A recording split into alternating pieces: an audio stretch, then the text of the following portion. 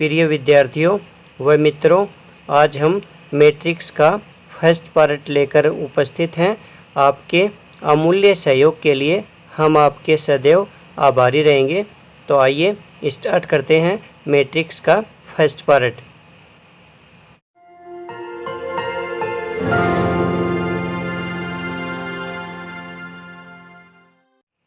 इसमें सबसे पहले आता है कि मैट्रिक्स या अवयव क्या है।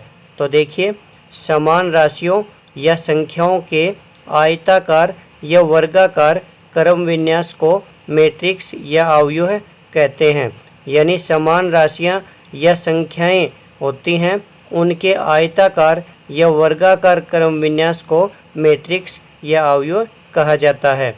सामान्यतः मैट्रिक्स या अवयव को बड़े कोष्ठक से प्रदर्शित करते हैं। यानी सामान्यतः मैट्रिक्स जो होती है उसको बड़े कोष्ठक के अंदर लिखा जाता है। मैट्रिक्स या अवयव को अंग्रेजी वर्णमाला के बड़े अक्षरों यानी कैपिटल लेटर ABCD इत्यादि से प्रदर्शित करते हैं। इसका मान यानी मैट्रिक्स का मान ज्ञात नहीं किया जा सकता, जबकि सारणिक का मान ज्ञात किया जा सकता है। हम अगले पार्ट्स में आपको सारणिक के बारे में जानकारी देंगे। मैट्रिक्स की संख्याएं वास्तविक या सम्मिश्र हो सकती हैं। यानी जो मैट्रिक्स होती है उसकी संख्याएं जो हैं या राशियां जो हैं वो सम्मिश्र या वास्तविक हो सकती हैं। जैसे देखिए, ये 1 2 3 4 5 6 ये एक आयताकार क्रम विन्यास है। इसको अगर बड़े कोष्ठक के अंदर रखा जाए तो ये हो गई मैट्रिक्स। और मैट्रिक्स को हमेशा अंग्रेजी वर्णमाला के बड़े अक्षरों से प्रदर्शित किया जाता है। तो किसी भी मैट्रिक्स को अपन किस तरह से परिभाषित कर सकते हैं?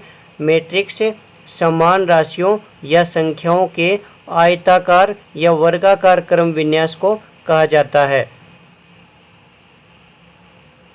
इसके बाद आता है अवयव का क्रम या कोटि। यदि किसी मैट्रिक्स में m पंक्तियां हैं एवं n स्तंभ हो तो उसका क्रम होगा m गुणा n। यानी देखिए, ये फर्स्ट रो है, प्रथम पंक्ति, ये जो है ये प्रथम पंक्ति है, ये द्वितीय पंक्ति है। इसी तरह से इसके अंदर कितनी पंक्तियां हैं?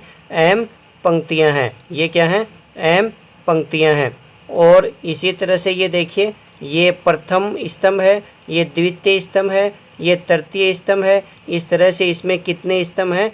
n स्तंभ हैं। तो इस मैट्रिक्स के अंदर m पंक्तियां हैं और n स्तंभ हैं। इसलिए इस मैट्रिक्स का क्रम क्या होगा? m गुणा n क्रम होगा। तो ये आपको जो मैं दिखा रहा हूँ अभी देखिए, A बराबर A11 A12 A13 dot dot A1n। इसी तरह से द्वितीय पंक्ति A21 A22 A23 dot dot A2n। इसी तरह से इसके अंदर जो लास्ट पंक्ति है, अंतिम पंक्ति है, AM1 AM2 AM3 dot dot AMn।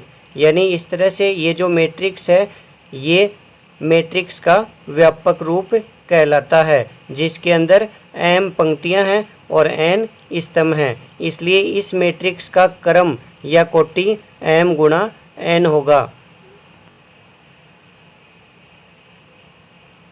जैसे ये एक मैट्रिक्स है ABCD। तो इस मैट्रिक्स के अंदर देखिए, इस मैट्रिक्स के अंदर ये तो प्रथम पंक्ति है, ये द्वितीय पंक्ति है, तो इसमें 2 हो गई पंक्ति। और इसके अंदर ये प्रथम स्तंभ है, ये द्वितीय स्तंभ है, तो इसमें 2 हो गए स्तंभ। इसलिए इस मैट्रिक्स का क्रम या कोटि होगा 2 गुणा 2। इसी तरह से एक मैट्रिक्स ये है ABCDEF। तो ये जो मैट्रिक्स है इसका क्रम कितना होगा? तो इसमें देखिए, ये प्रथम पंक्ति है, ये द्वितीय पंक्ति है, तो इसके अंदर 2 हो गई पंक्तियां। ये प्रथम कॉलम है यानी प्रथम स्तंभ, ये द्वितीय स्तंभ और ये तृतीय स्तंभ, यानी इसके अंदर 3 स्तंभ हैं। इसलिए इस मैट्रिक्स का जो क्रम है वो क्या हुआ, 2 गुणा 3। तो इस मैट्रिक्स की कोटि या क्रम होगा 2 गुणा 3। इस तरह से स्टूडेंट्स ध्यान रखिए कि जब भी किसी मैट्रिक्स का क्रम या कोटि लिखा जाता है तो सबसे पहले आपको क्या लिखना है, पंक्तियों की संख्या, और उसके बाद क्या लिखना है, स्तंभों की संख्या। पहले हमेशा पंक्तियों की संख्या लिखी जाएगी और बाद में हमेशा स्तंभों की संख्या, और वो क्या होगा, वो होगा उस मैट्रिक्स का क्रम या कोटि। उसके बाद आता है मैट्रिक्स के अवयव। अभी जो आपको मैट्रिक्स का व्यापक रूप दिखाया गया है उसमें A11, A12, A21, A22 dot dot AMN ये सभी क्या होते हैं, ये मैट्रिक्स के या अवयव के अवयव कहलाते हैं। संक्षिप्त रूप में अवयव को या मैट्रिक्स को A बराबर AIJ बड़े कोष्टक के अंदर और बाहर M गुणा N लिख करके व्यक्त किया जाता है। ठीक है, जहाँ M गुणा N क्या है, M गुणा N है मैट्रिक्स का क्रम या कोटि। उसके बाद आता है अवयव या मैट्रिक्स के प्रकार। उसमें सबसे पहले आता है पंक्ति मैट्रिक्स या पंक्ति अवयव है। तो ऐसा अवयव है जिसमें केवल एक ही पंक्ति हो, पंक्ति मैट्रिक्स कहलाती है। यानी ऐसा मैट्रिक्स जिसमें केवल एक ही पंक्ति पाई जाती है उसको पंक्ति मैट्रिक्स कहा जाता है। जैसे देखिए ये ए मैट्रिक्स है जिसमें केवल एक पंक्ति है, इसलिए ये मैट्रिक्स पंक्ति मैट्रिक्स का उदाहरण है। इसी तरह से देखिए ये बी मैट्रिक्स है, इसमें भी एक ही पंक्ति है, इसलिए ये बी मैट्रिक्स जो है ये पंक्ति मैट्रिक्स का उदाहरण है। इस मैट्रिक्स का क्रम या कोटि क्या होगा, 1 गुणा 3। यानी इसमें एक पंक्ति है इसलिए 1, और इसके अंदर ये पहला स्तंभ है, ये दूसरा स्तंभ है और ये तीसरा स्तंभ है, इसलिए इस मैट्रिक्स का क्रम क्या होगा, 1 गुणा 3। इसी तरह से ये जो बी मैट्रिक्स है इसका क्रम या कोटि क्या होगा, 1 गुणा 2, क्योंकि इसमें एक पंक्ति है और 2 स्तंभ हैं। ये प्रथम स्तंभ है और ये द्वितीय स्तंभ है, तो इसमें 2 स्तंभ हैं और एक पंक्ति है, इसलिए इस मैट्रिक्स का क्रम या कोटि होगा 1 गुणा 2। तो अवयव के जो प्रकार हैं उनमें सबसे पहले आता है पंक्ति मैट्रिक्स। तो ऐसा मैट्रिक्स जिसमें केवल एक ही पंक्ति पाई जाती है वो होता है पंक्ति मैट्रिक्स। ठीक है, उसके बाद आता है स्तंभ मैट्रिक्स। स्तंभ मैट्रिक्स के अंदर देखिए ऐसा मैट्रिक्स या अवयव है जिसमें केवल एक ही स्तंभ हो, स्तंभ मैट्रिक्स कहलाती है।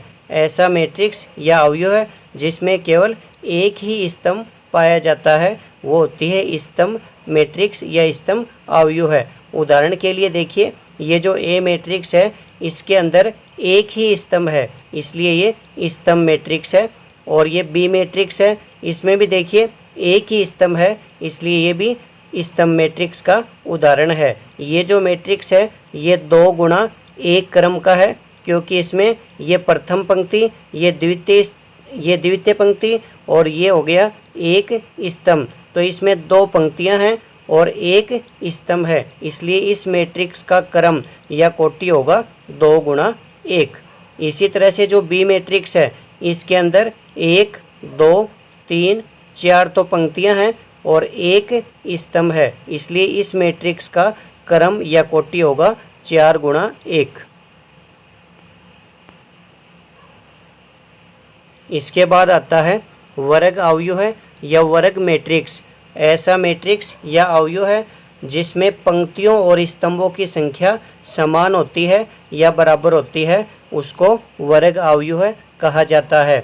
यानी ऐसा मैट्रिक्स या अवयव है जिसमें पंक्तियों और स्तंभों की संख्या सदैव बराबर या समान होती है, उसको कहते हैं वर्ग मैट्रिक्स या वर्ग अवयव है। उदाहरण के लिए ये जो ए मैट्रिक्स है इसमें ये प्रथम पंक्ति, ये द्वितीय पंक्ति, तो इसके अंदर 2 पंक्ति हैं और ये प्रथम स्तंभ, ये द्वितीय स्तंभ, अर्थात इसके अंदर 2 स्तंभ हैं। तो इस मैट्रिक्स का जो क्रम है वो हो गया 2 गुणा 2।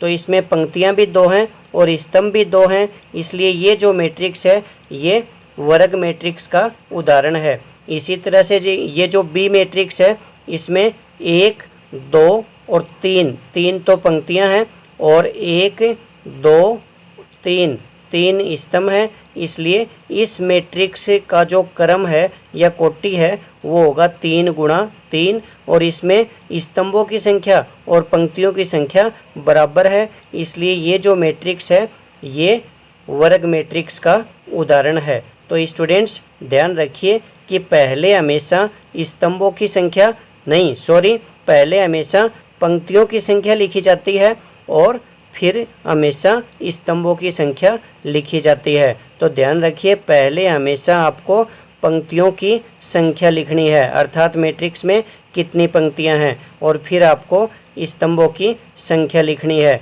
और उसको अपन एक साथ क्या कहते हैं, मैट्रिक्स का क्रम या कोटि। तो ये था आपका मैट्रिक्स का फर्स्ट पार्ट। आप अपने चैनल ND ऑनलाइन पॉइंट को सब्सक्राइब कर लेना ताकि आपको हमारे आगे आने वाले वीडियो समय पर उपलब्ध हो सकें। धन्यवाद।